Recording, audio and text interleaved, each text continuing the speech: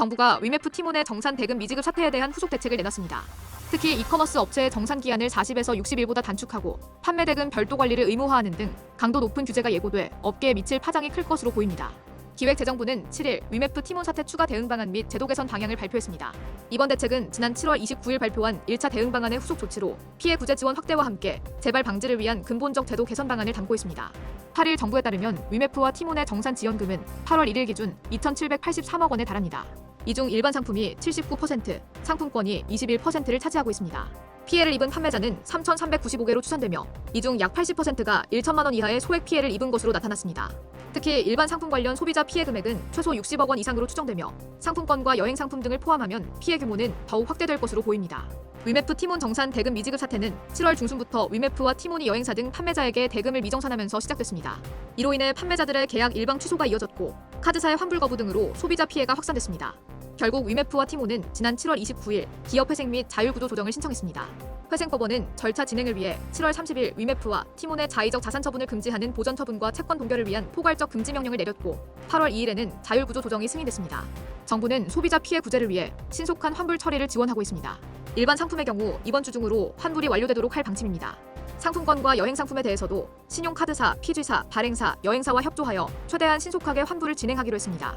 특히 여행 숙박 항공권 분야에 대해서는 8월 9일까지 집단 분쟁 조정 신청 접수를 완료하고 다음 주 중 조정 절차를 실시할 예정입니다. 5일 기준 5,360건의 집단 분쟁 조정 신청이 접수된 상태입니다. 판매자 피해 지원을 위한 대규모 자금 지원도 이뤄집니다. 중소벤처기업부는 9일부터 총 2천억 원 규모의 긴급경영 안정자금 신청 접수를 시작합니다. 이 중 소상공인진흥공단이 1,700억 원, 중소벤처기업진흥공단이 300억 원을 담당합니다. 기업당 한도는 소진공의 경우 1억 5천만 원, 중진공은 10억 원입니다. 또 신보기은 협약 프로그램을 통해 총 3천억 원 규모의 금융 지원도 이뤄질 예정입니다. 기업당 한도는 최대 30억 원, 금리는 3.9, 4.5%입니다. 지방자치단체들도 자체적으로 약 6천억 원 규모의 긴급경영 안정자금을 마련해 지원에 나섭니다. 이에 따라 중앙정부와 지방정부를 합쳐 총 1조 2천억 원에 가까운 유동성이 공급될 전망입니다. 이외에도 정산지원 피해 기업에 대해 기존 대출 보증의 만기를 최대 1년까지 연장하고 관광 사업자를 대상으로 한 600억 원 규모의 2차 보전 프로그램도 차질 없이 추진할 계획입니다.